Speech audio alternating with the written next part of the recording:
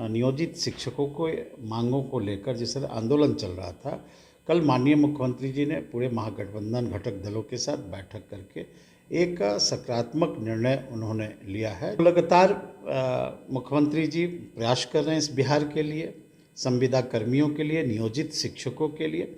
आप देखिए, बिहार को विशेष राज्य का दर्जा मुख्यमंत्री लगातार केंद्र से मांग करते रहे। 80-20 के रेशियो में केंद्र की योजना में 80% केंद्र की सरकार देती थी और 20% राज्य सरकार देती थी। उसको घटाकर 70-30, 60-40, आज 50-50 पर हम लोग आ गए। तो इस तरह हमारे ऊपर बोझ बढ़ रहा है और जिसके कारण हम चाहते हुए बहुत कुछ नहीं कर पा रहे हैं।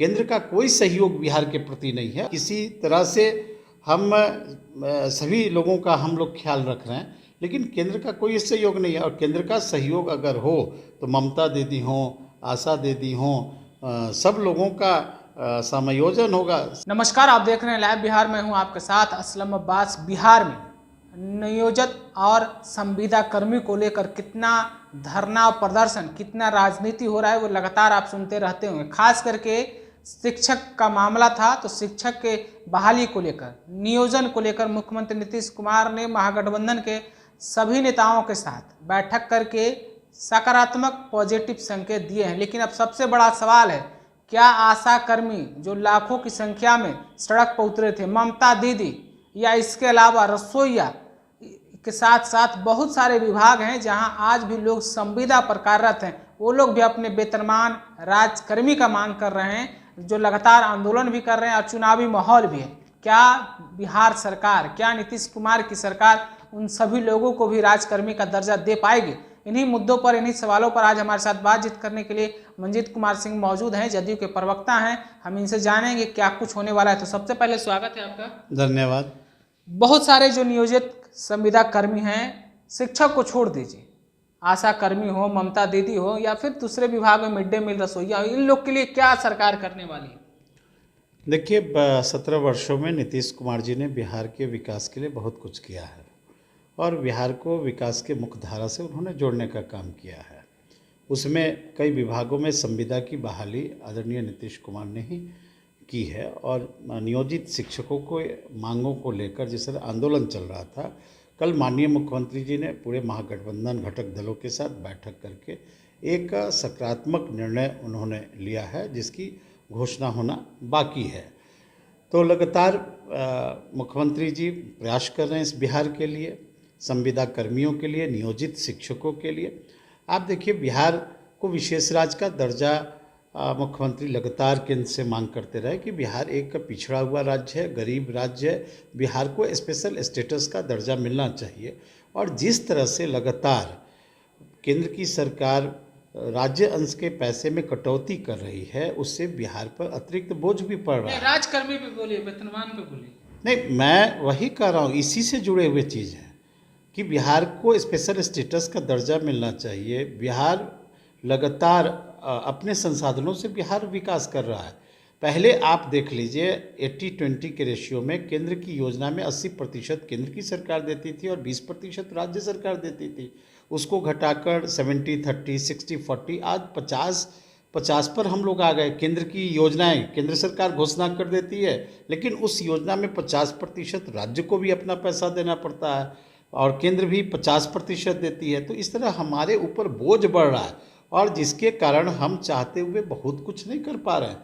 केंद्र का कोई सहयोग बिहार के प्रति नहीं है। अगर केंद्र सरकार सहयोग करे सब कामों में तो कोई भी काम असंभव नहीं है। और जिस तरह से नियोजित शिक्षकों के मामले में रसोईया के बोलिए, रसोईया, आशा कर्मी, इन लोग के बारे में बोलिए। इन लोग के बारे में हमने तो वही आपको कहा कि बिहार एक पिछड़ा हुआ राज्य है, बिहार राज्य पर अतिरिक्त बोझ पड़ रहा है, केंद्र सरकार का कोई सहयोग नहीं है।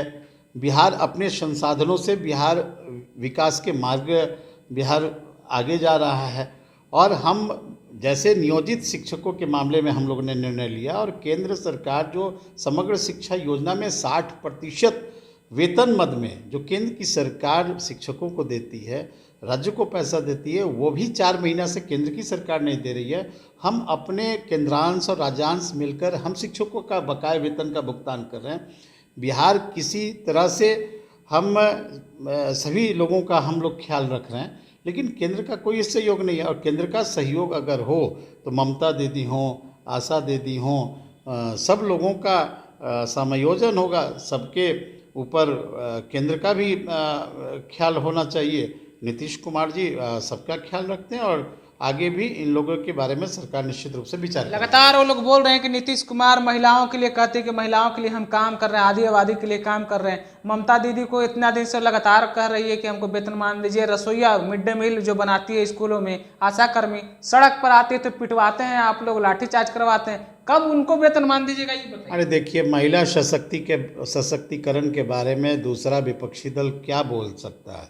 बिहार पहला राज्य है कि सबसे ज़्यादा 35% महिलाओं को पुलिस में बहाली देने का काम आदरणीय नीतीश कुमार जी ने किया है और 50% आरक्षण पंचायत चुनाव में आदरणीय नीतीश कुमार जी ने देने का काम किया है। जो व्यक्ति नारी सशक्तिकरण की दिशा में इतना मजबूती से माननीय मुख्यमंत्री जी ने काम किया है, आज सब जगहों पर देखिए नारी सशक्तिकरण के रूप में जिस तरह से सरकारी नौकरियों में महिलाओं की बहाली हो रही है। आज हर जगह सरकारी कर्मी के रूप में महिलाएं हैं, पुलिस के रूप में महिलाएं हैं।